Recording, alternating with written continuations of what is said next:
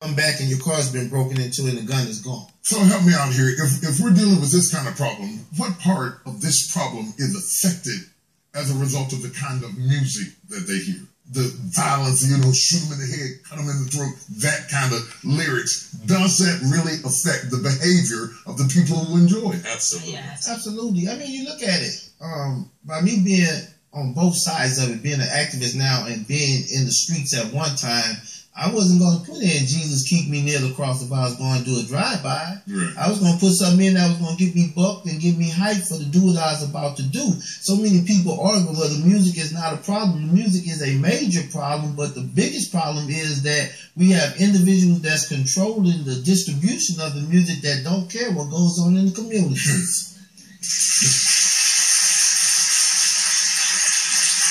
Professor, help me out with this. There's a psychological term called fantasy aggression.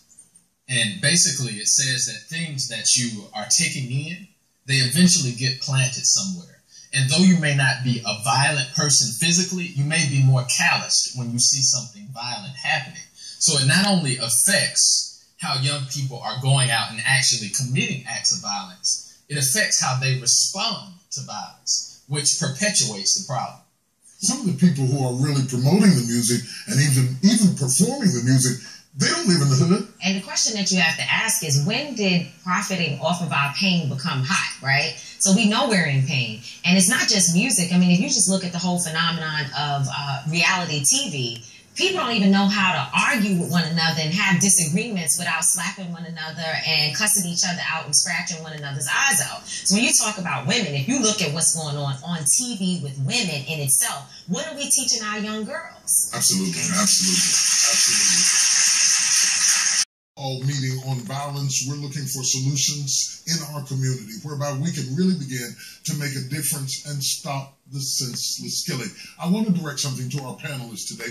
If in fact it does take a village to raise a child, our village has changed drastically in the last 10 to 20 years.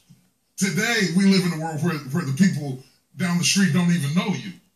And the people who influence you are on Facebook. Which community is affecting our children to the greatest way? How do we get them back? I just want to hear. Bishop, I would say surely it's not the elected official. Sometimes it's the grandmother, but she's generally pretty young in the community. It's more so 2 Chainz, Lil Wayne, Future, and other rappers or people on television or reality shows have far more influence in the lives of our families and children that are developing, especially in our most vulnerable communities. When I tried to invite families and children out to a free block party, I sent text messages, I sent Facebooks, I sent Twitters. We called their houses, we put letters on their doors.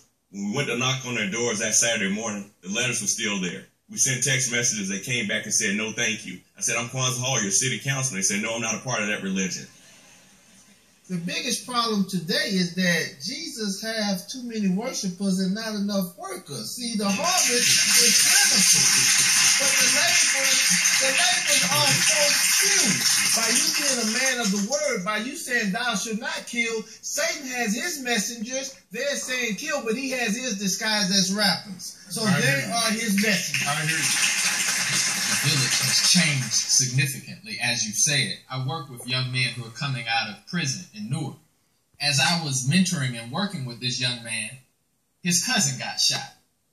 And his grandmother said, if you don't avenge the death of your cousin, you are not in our family. That's a different kind of village, right? So you ask for solutions. I'm working with a group of 32 consultants. And we're going to go to 5 cities and do a community empowerment tour.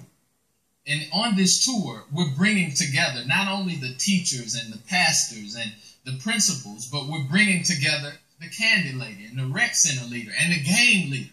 One thing that we think about when we think about communities that are despairing is that they don't have gifts. They do have gifts. They have resources, but we have to tap those resources that may have been repressed. So we're doing a Fearless Dialogues community empowerment tour over the course of a year to bring it to life.